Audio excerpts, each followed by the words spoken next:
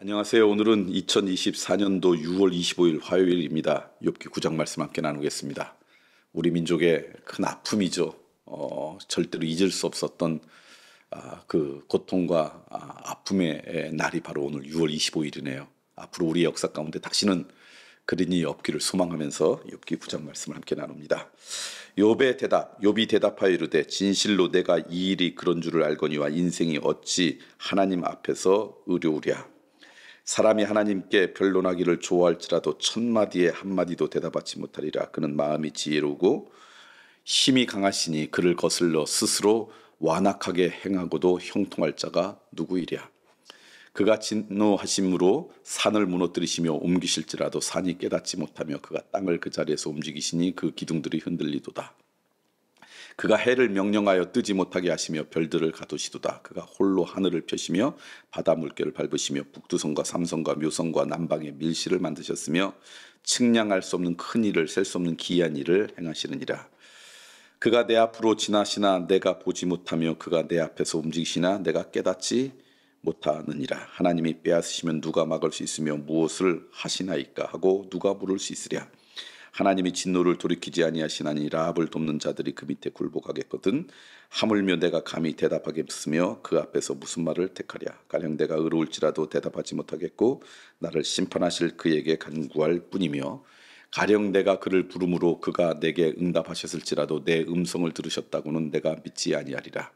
그가 폭풍으로 나를 치시고 까닭없이 내 상처를 깊게 하시며 나를 숨쉬지 못하게 하시며 괴로움을 내게 채우시는구나. 힘으로 말하면 그가 강하시고 심판으로 말하면 누가 그를 소환하겠느냐. 가령 내가 의로울지라도 내 입이 나를 정죄하리니 가령 내가 온전할지라도 나를 정죄하시리라. 나는 온전하다마는 내가 나를 돌아보지 아니하고 내 생명을 천히 여기는구나. 일이 다 같은 것이라. 그러므로 나는 말하기를 하나님이 온전한 자나 악한 자나 시키신다 하나니 갑자기 재난이 닥쳐 죽을지라도 무지한 자의 절망도 그가 비우시리라.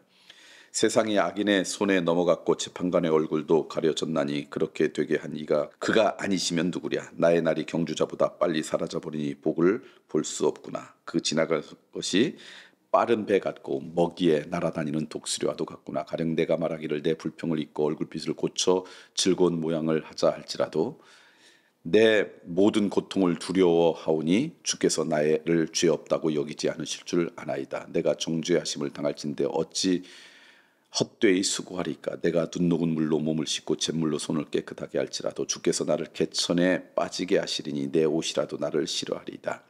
하나님은 나처럼 사람이 아니신즉 내가 그에게 대답할 수 없으며 함께 들어가 재판할 수도 없고 우리 사이에 손을 얹을 판결자도 없구나. 주께서 그의 막대기를 내게서 떠나게 하시고 그의 위엄이 나를 두렵게 하지 아니하시기를 원하노라. 그리하시면 내가 두려움 없이 말하리라. 나는 본래 그렇게 할 수 있는 자가 아니리라. 욥기 9장 말씀을 여러분과 함께 나누었습니다. 몇 가지 여러분과 함께 나누고 싶은데요. 먼저 욥이 이제 고백하면서 자주 섞인 고백이긴 하지만 이런 이야기합니다. 진실로 내가 이 일이 그런 줄 알거니와 인생이 어찌 하나님 앞에 의로우랴. 근데 사실은 이게 진리입니다. 하나님 앞에서 우리 스스로 의롭다 할 수 있다고 이야기할 사람은 아무도 없다. 이거 인정하는 게 우리의 신앙의 출발입니다. 하나님의 긍휼과 자비 때문에 하나님의 은혜 때문에 비로소 우리가 의로운 인생이 되는 거지. 불꽃 같은 하나님의 그 빛 앞에서 내가 스스로 의롭다라고 자랑할 수 있는 존재는 아무도 없다는 것. 오늘 이 욥의 자주 섞인 이 고백을 통해 우리 스스로 깨달았으면 좋겠어요.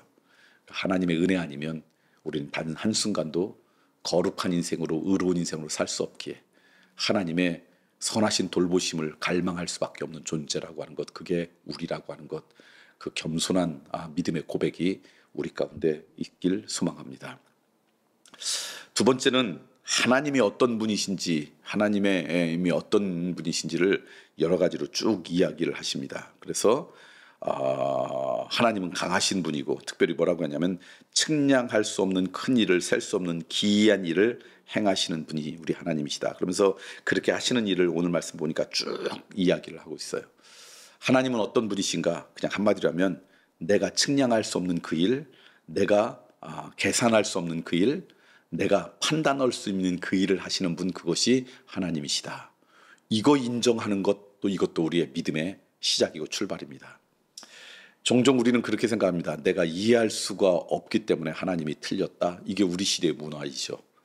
내가 납득할 수 없기 때문에 하나님은 잘못됐다라고 표현합니다. 그러니까 그 고백 안에는 그 기준이, 그 판단의 기준이 잘못되고 그것이 틀렸다는 기준이 내 이해, 내 납득이 될 가능성이 높아요. 그런데 하나님은 내 이해와 납득되는 일만 하시는 분이 아니세요. 하나님이 하시는 일은요, 측량할 수 없고 셀 수 없는 일, 내가 계산할 수 없는 그런 일을 하시는 분이 하나님이세요. 왜냐하면 하나님은 우리보다 훨씬 크신 분이니까. 그것을 인정하는 것, 이게 우리의 믿음의 시작인데 우리 시대는 그 인정하지 못하게 해요. 저는 우리의 이 자아, 우리가 갖고 있는 세계 중심이 나라를 중심으로 흘러야 된다는 우리의 자아가 하나님 앞에 내려놓아서 하나님의 존재 자체를 인정하는 믿음의 발걸음이 있었으면 좋겠어요.